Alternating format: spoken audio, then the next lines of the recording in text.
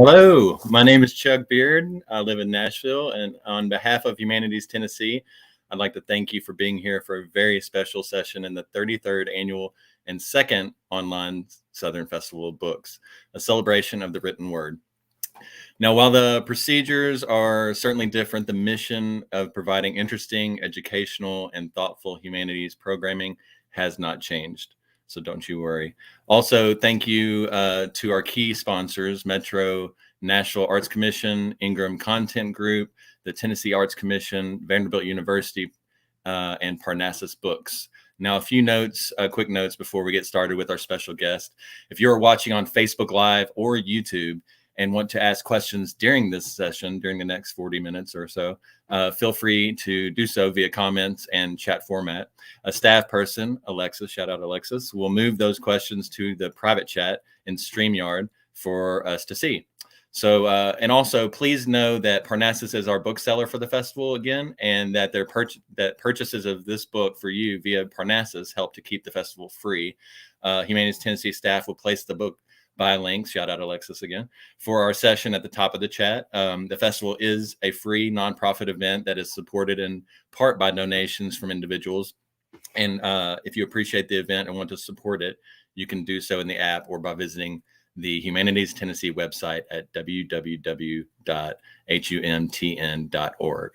Okay, as you saw in the cute little turtle bringing out all the messages, our book today is I'll Take You There, Exploring Nashville's Social Justice Sites, and it is edited by our special guests, Dr. Ami Thurber and Dr. Lee Williams Jr. Dr. Ami is an assistant professor in the Portland State University School of Social Work.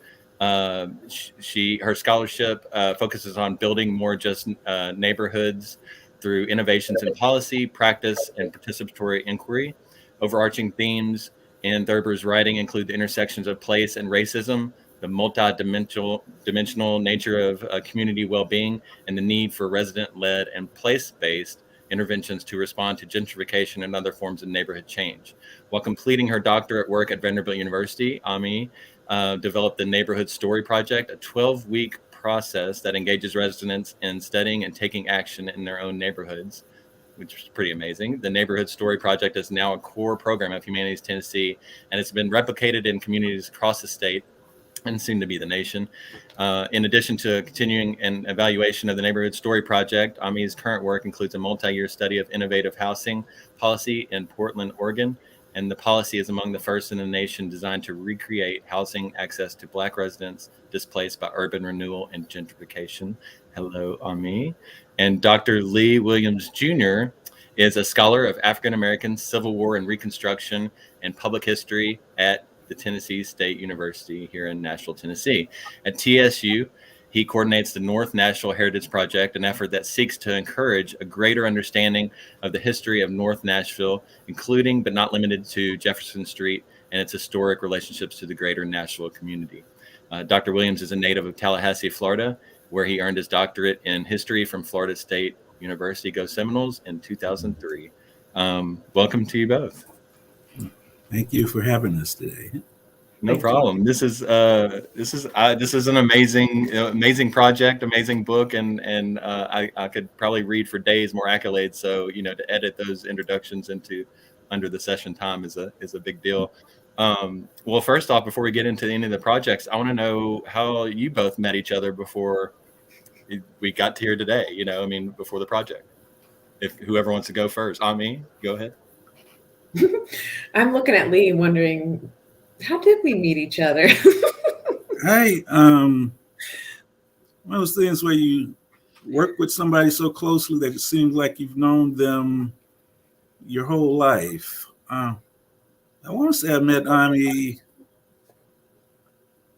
in Jubilee Hall. Because it seemed like I remember I was presenting a paper might have been on the Preston Taylor Homes or something like that. But then I got over there to Vanderbilt and started working closely with her. So now, I've been in Nashville 2009. It feels like I've been knowing Ami since 2008, if that makes sense. It feels like it's like a couple of lines in the tree on the timeline of things for Nashville, for sure, right? And it's been a beneficial relationship for me because I made a new friend. By the same token, I've become a better scholar, I think, as a result of some of the questions she would ask in the meeting, some things she would point out, and as a historian, that wasn't my frame of reference. So it's a great friend. It's one that I wouldn't mind bloodying up my knuckles for if anybody insults. So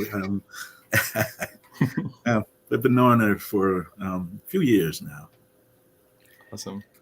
Yeah, when we, the first started dreaming up this project, Lee was there from the beginning. And I think we think about like who's doing work on Nashville social justice history. Lee's at the top of the list. And as somebody who was new to Nashville, which I was, I live in Portland now. I'm from Portland originally. And I came to Nashville just for what I knew would be a brief period in time for my doctoral work. And I just felt so thankful to have someone who, even though Lee is not from Nashville, very quickly became a scholar of especially North Nashville. And it was just, my learning was accelerated so much by having Lee on this project and getting a partner in this way. So it's been awesome. Well, that's one of the first things I noticed was looking through the book when I got it, was just how many names are a part of this. And you two are the main ones, obviously collaborating together and being a driving force, I'm assuming, but so many people came together, and whether it's a work of fiction or nonfiction, you go in a bookstore and a lot of people just see what the story is and the content, but I'm almost more fascinated, kind of like in music, like a behind the music thing of like learning what all the people and the process. And I mean, it's a marathon to even get to a publishing date or an actual thing that's tangible. So can you all speak to some of the things, whether it's the ups and downs or just even the beginnings of like the process of this book project? And obviously it's things that you all care about and you work on for a living, and whether you got paid or not to do it, you would be doing this, but it's like what really sparked this and made it more than an idea. I think for me, the diversity of the voices that were appealing to me. Because as you thumb through the pages, you're going to see some scholars of history and then other disciplines. But the thing that I believe makes it most valuable is just the diversity of voices, because you're going to hear some marginalized voices in this book. You're going to read some things that, going around town, you might have only heard in whispers. And it was a challenge, I know, at least for me, because, when you're in grad school, they don't train you to think like that. They don't train you. Well, I'm speaking from history, and other disciplines might be different. But oftentimes we ignore those marginalized voices, and that's to our own peril, because we don't get the full story, the stories that inform our understanding of what we see around us. So I think in pulling this together, and it some days it was easier, at least for me, than others, because there's stories that were told that didn't make the book for one reason or another. There are voices that I wished I would have paid more attention to, that whose story needs to get out. My neighbor was upset because we didn't do more on Old Hickory in the book. He's like, y'all didn't talk too much about the gunpowder plant. Like, I'm sorry, man, but thanks for purchasing the book. We'll do better next time, if there's a next time. Yeah, it's in the next edition. Yeah, but back to your question. What was exciting for me is because I read a lot, but I've never read something quite like this, where you have a multitude of voices coming together and telling a story that that's familiar, but at the same time brand new.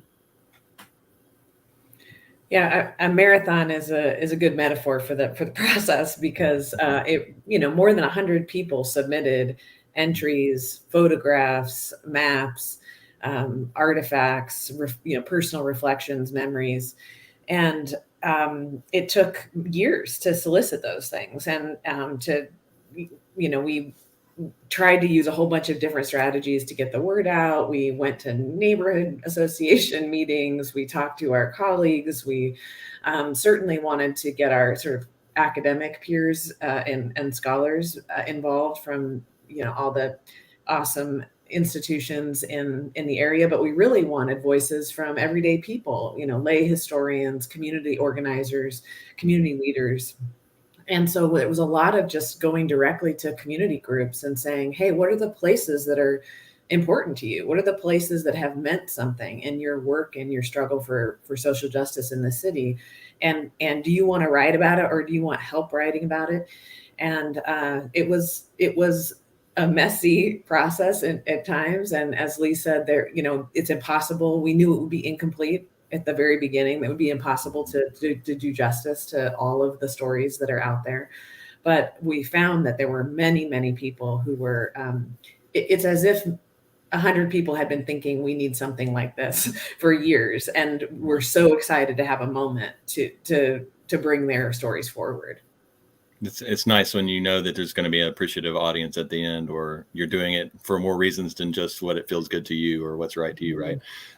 Yeah, before we get into some of those stories or some of the sections of the book, I want to go back to that for a second, for like what you both kind of spoke upon. Like, is there one or two stories that really, aside from speaking, like, yeah, there would be another edition. There's always should be another edition. Hopefully this one does great. And like I said, archives into another one, and another journey for you both and more people. But are there certain stories that stick to you guys, like you were speaking, that like, oh, I didn't know about it and I wanted to include it, but it just wasn't right for the overall collection?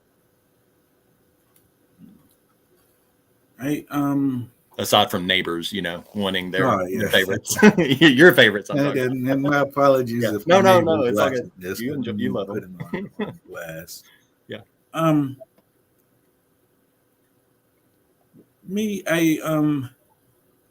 And this evolved from our exploration of St. Cloud Hill or Fort Negley. One of the things I grappled with was just realizing that different sites around the city had multiple meaning. And I with St. Cloud Hill, I started paying attention to the underhoused in the city and just how much of a problem that is. It's one of those things that's visible, but we ignore, like a lot of stories that are in this book, right? Mm-hmm. When we were working on this was during the same time when Metro cleared out the people that were living in tents in the shadow of Fort Negley. And, as I looked at it, that community had been there more than 50 years. And I remember being in a meeting and kind of flippantly joking that community was eligible for a listing in the National Register of Historic Places because they met the 50-year time frame. So that story is a Nashville story.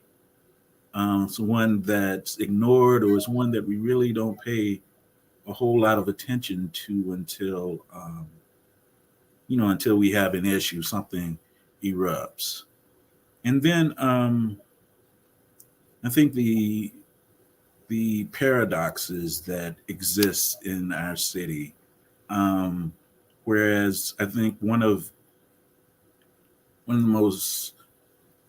the best and most troubling of all of the entries in there deals with the Terra Cola bench. And I talk about this all the time. That's the bench that I can't remember off the top of my head who put it up, but it was set up as a memorial to a girl that was suffering some mental health issues.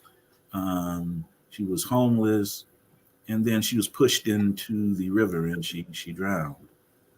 They've got a bench there that memorializes her and speaks to kind of to our commitment to dealing with the underhoused. Um, the bench sits right there at the intersection of Broadway and First Avenue. So if you stopped at that light, there's no way that you could miss that bench. But when I ask anybody has really seen it, it's always no. So for me, it's a metaphor, some of the issues and the stories that remained untold, because we're constantly building new housing, right? But we have a transgenerational housing problem. Mhm. Yeah, I mean, those are both examples of things that are in the book, but there's so much more that could be said. I think, your question is interesting about like what's not in the book, because we don't know what we don't know, and there were holes that we we're kind of aware of.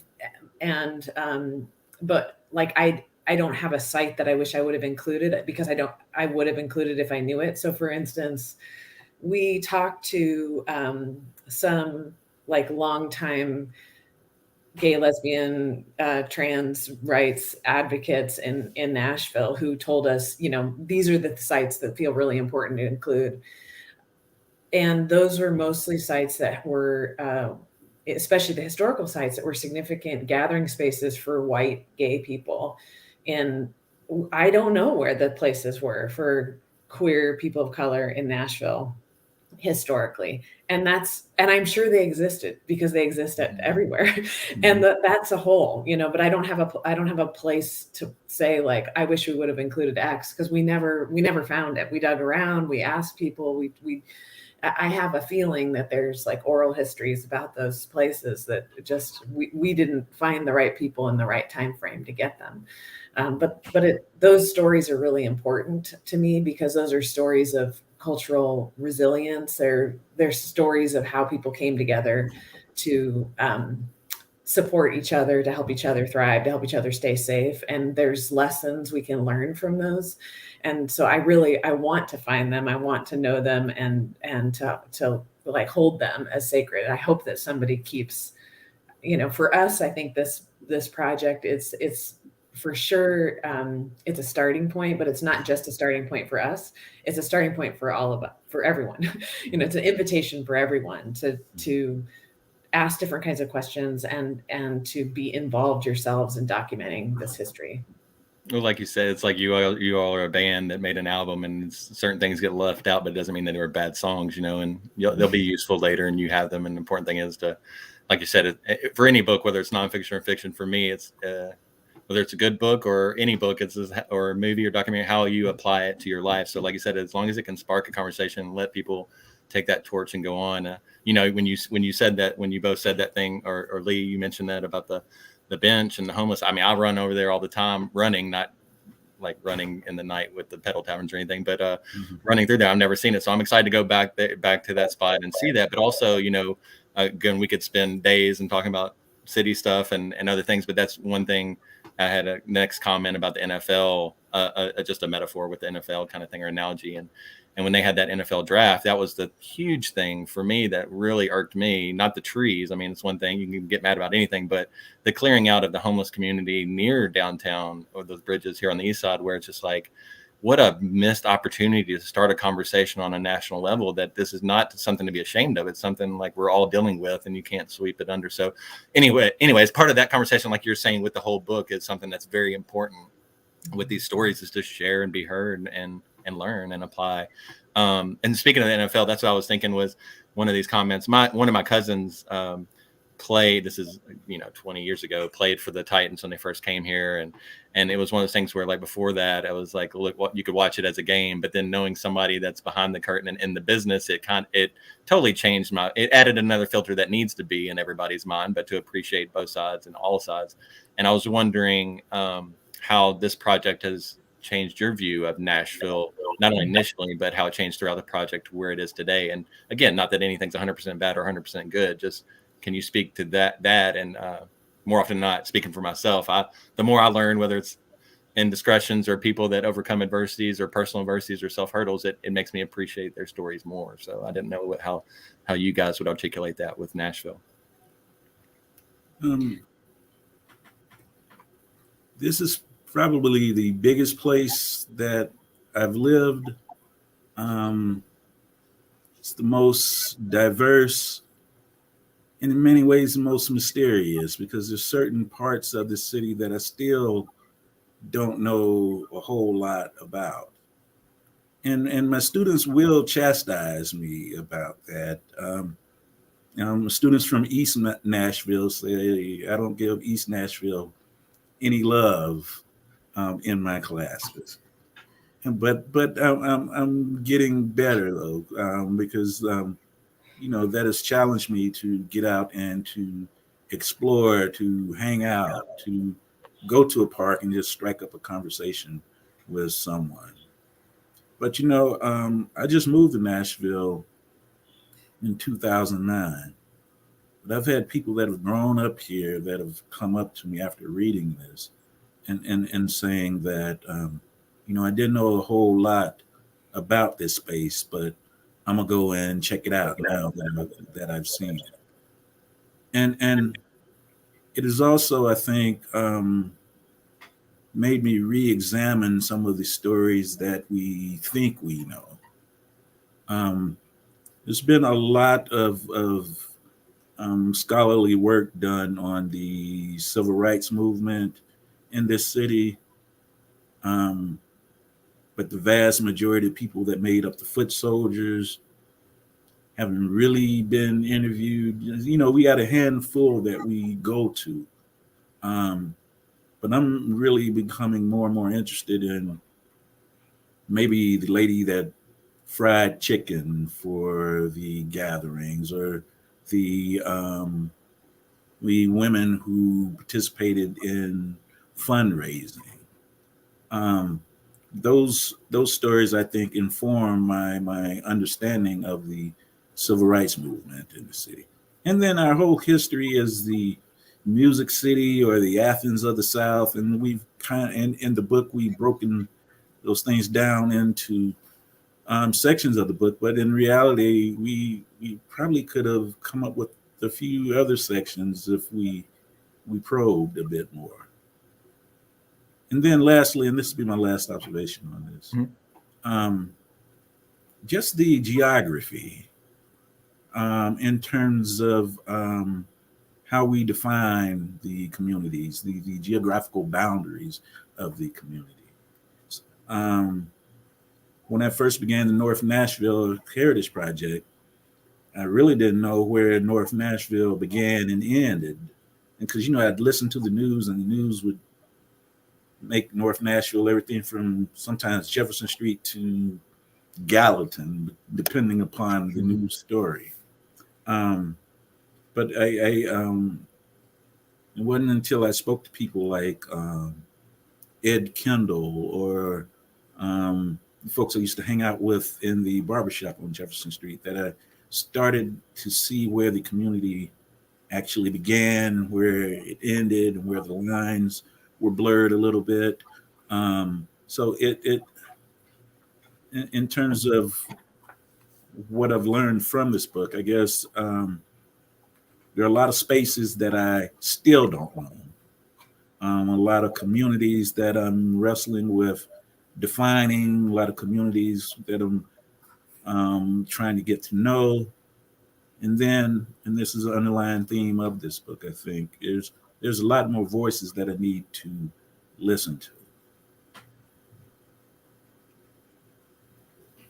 Yeah, I think what is kind of struck me, Chuck, it is like, and it changes the way not only I think about Nashville, but the way I think about any place, is just that places have multiple meanings. And even if we've known a place for a long time, we've gotten used to reading it through our own lens, and it means whatever it means to us, but we don't always know what it's meant to different people at different moments in time, or even in this current moment in time.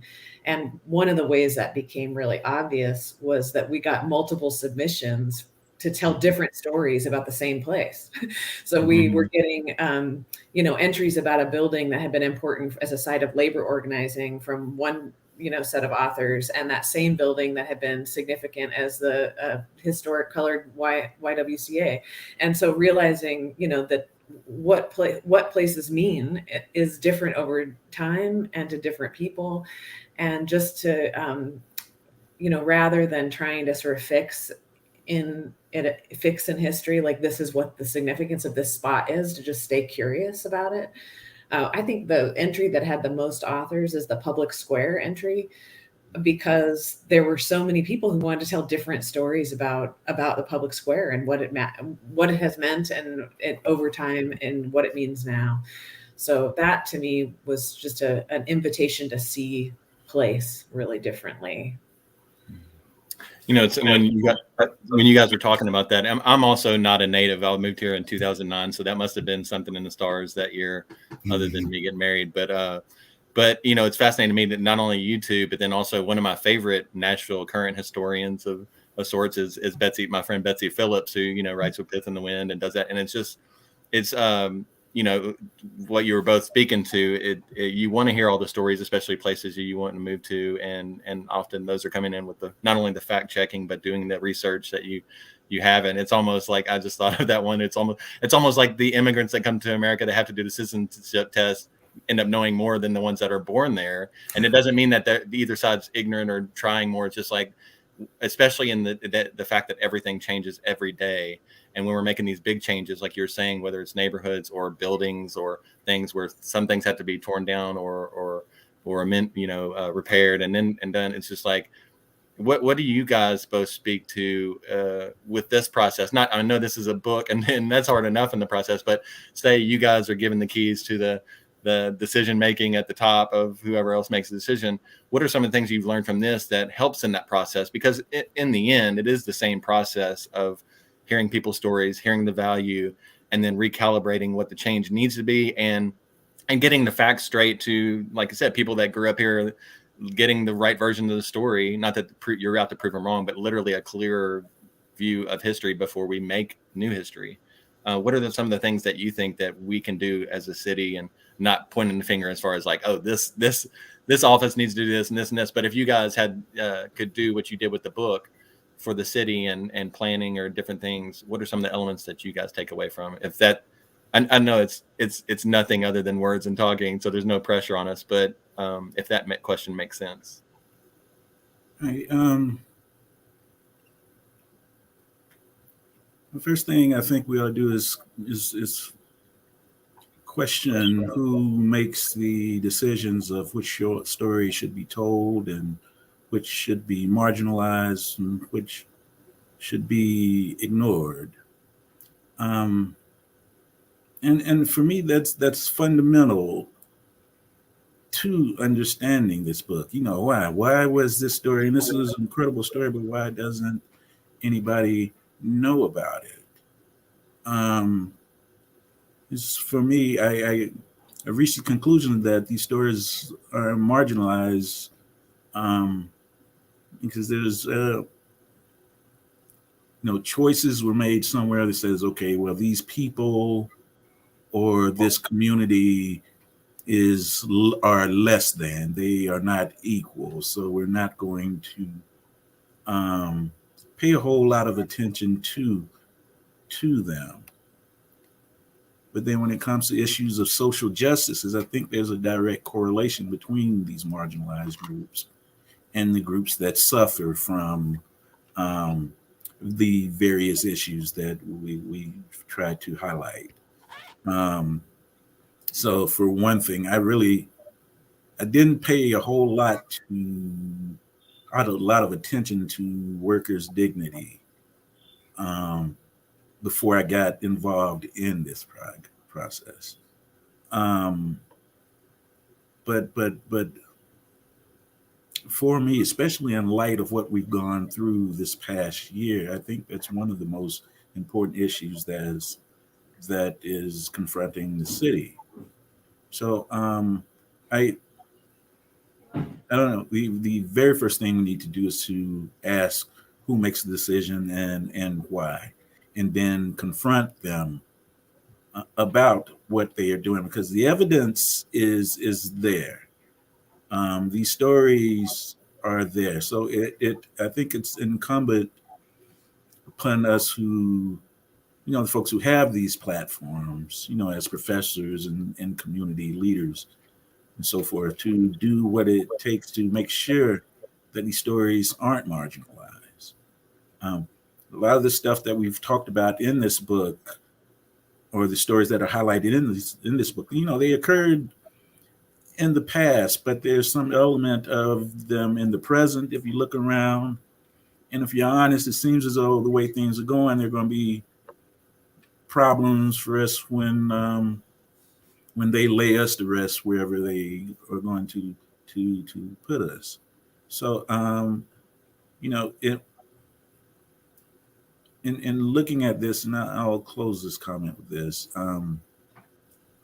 Need to look at we being the community and the city leaders need to look and see who's actually making these decisions, whether it's the historical societies, whether it's public health officials, whether it's people that are in charge of our social services, and look at them and try to gain an understanding of why this is the way it is. I agree with everything Lee just said, and I think to take it a little further, for me, what I've noticed in working in communities in Portland and Tennessee and Montana, where I was for 19 years, is that communities are full of people who care about their neighbors, their neighborhood, who care about their history, who feel attached to where they live, and who want to be part of making that place thrive. And not everybody's desires are equally valued in a city. And historically, Black neighborhoods, Indigenous communities, other communities of colors, are their dreams for their neighborhoods are not what are being sort of uplifted by the city. Poor people's dreams for their neighborhood are not what is being uplifted. What's being uplifted is sort of the dreams and desires of developers, of people who are hoping to capitalize on hot housing markets, not who's being pushed out, and not, so to make it more explicit is, how do we empower residents who have deep ties to place to be making decisions about what are the things they want to preserve in that place? How do they want their community to evolve? What do they want to remember? What do they want to protect? And what do they want to see change? And just a shout out to Humanities Tennessee and the Neighborhood Story Project, which of course I helped start, but they have continued to support this around the state. And that's exactly what the Neighborhood Story Project does: brings together small groups of people to start to investigate their own communities and take action. And so there was a group of neighbors in Jefferson City, in a historically Black neighborhood in Jefferson City in Eastern Tennessee, that were concerned that there was no archived Black history for their community.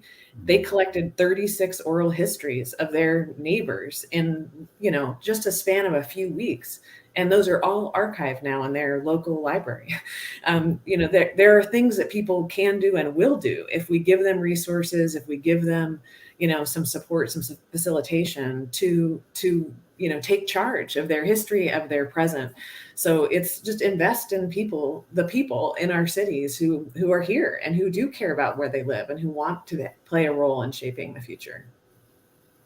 And again, I'm a newbie to this project compared to YouTube, but coming in and looking at it instantly, this would be a great project and a great book and a necessary book if it was just things that happened 50 years ago or 100 years ago, or this or that, important things, the stories that have not been told. But my eyes instantly got big, and I was like, oh, I don't have to look at your bios. Like you have street cred through and through. And when I look, and my favorite spot is looking at the reference to the stories of Jason Eskridge and the 5 spot Sunday Soul Nights on Sunday. And it's just, that instantly is like, because again, when you live here, or anything on TV, it's always Broadway, or this or this and this. And we know when you live here more than a year, you can expand to the different other genres of music and this and that. But but that is literally the soul and the backbone of the East Nashville spot, and really the heart of underappreciated music in Nashville currently. So people can grab this book, read all of it, and then be like, oh, this isn't just history. This is history in the making, and can check into things that are important, that are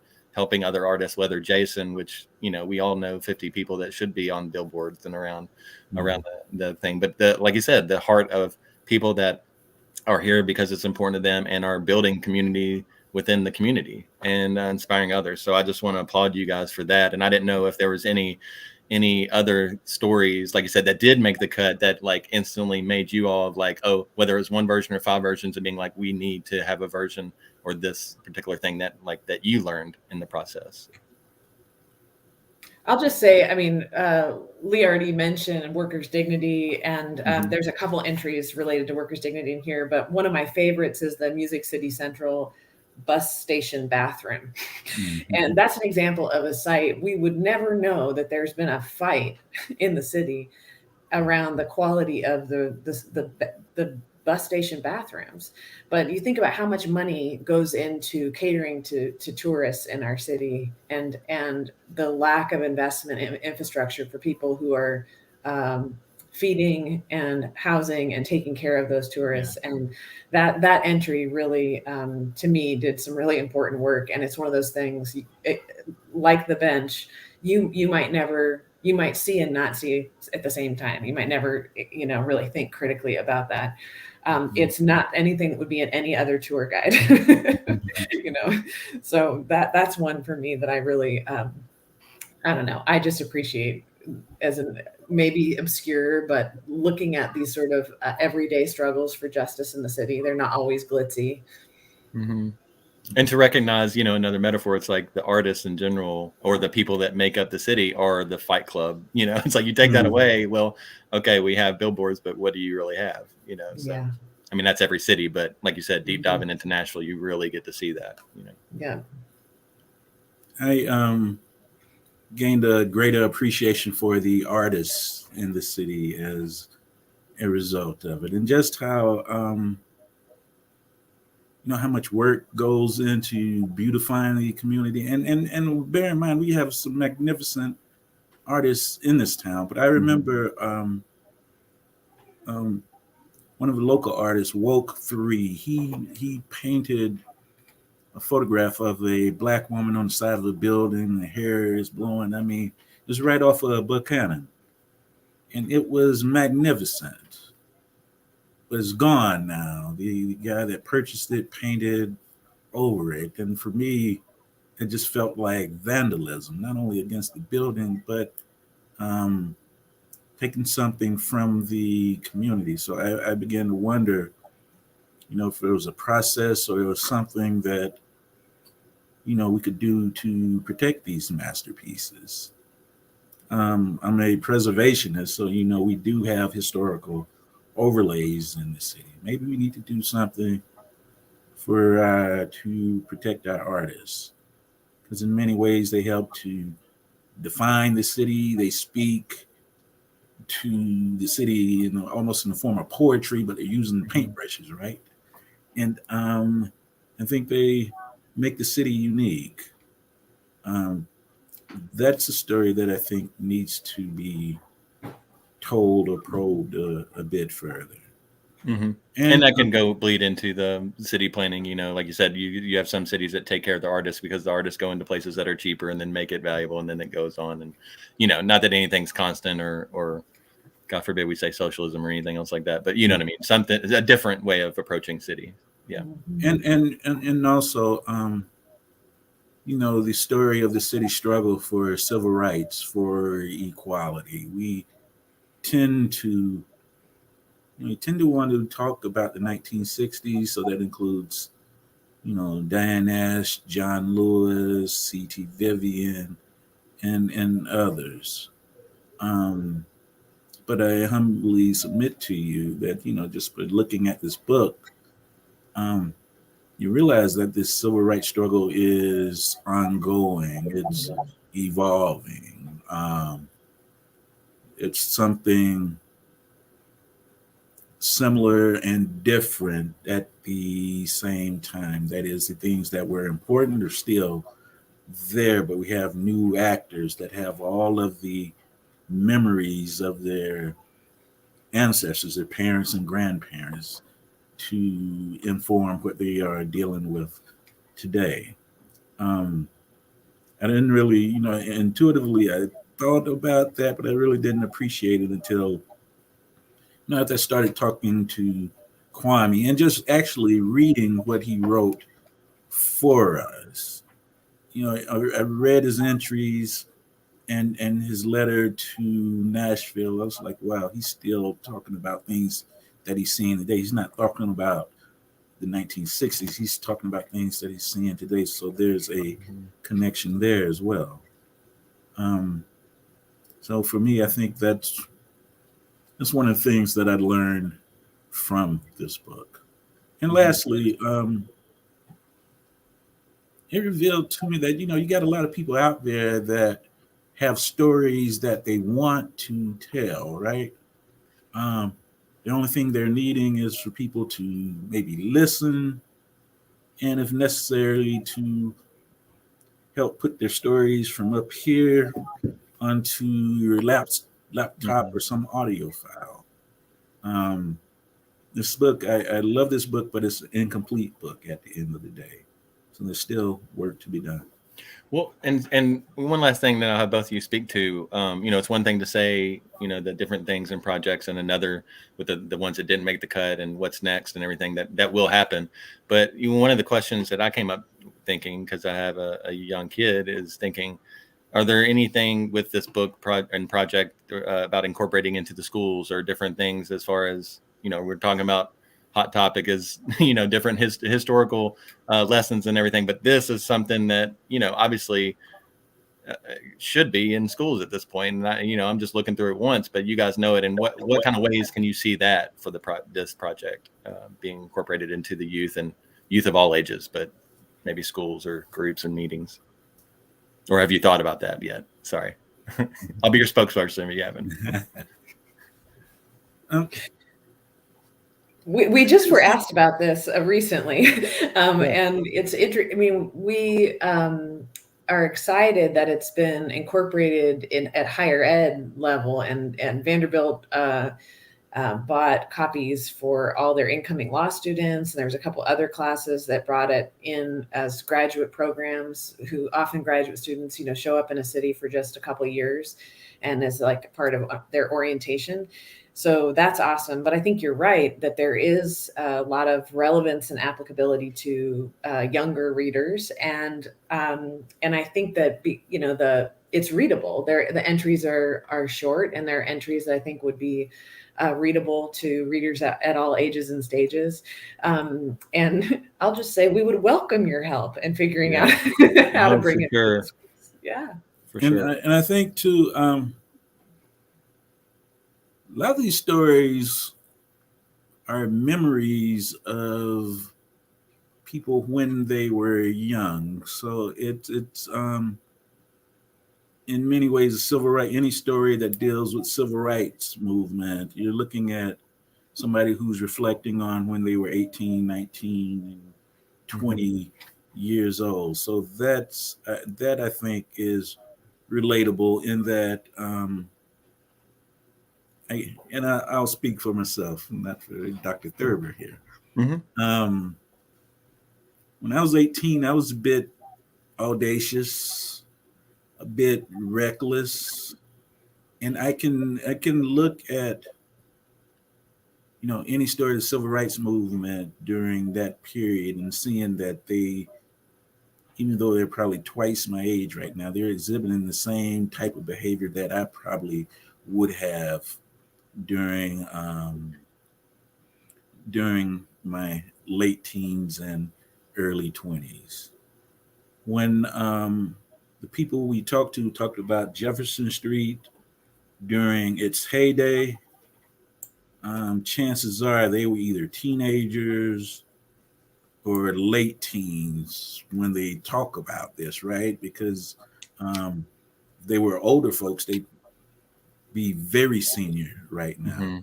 And I'm using that as using Jefferson Street as a reference, but that's really true for every part of the city. So it's as I think about myself growing up, I probably would have loved this book because I love to read and I love stories. And this is a book about stories. This is a book about tall tales, right? But they're true. Mm-hmm. I think that's what makes it so special. And with that, all that knowledge comes responsibility. If you don't have the knowledge they're presented to them, they don't realize the full impact of the responsibility they have in this moment for all of us, like you were saying. So I think our time's short. I can't wait to talk more later after this and meet y'all in person. But I want to thank both Ami and Lee, Dr. For being here. And thank you to our guests and everyone watching now or the later now.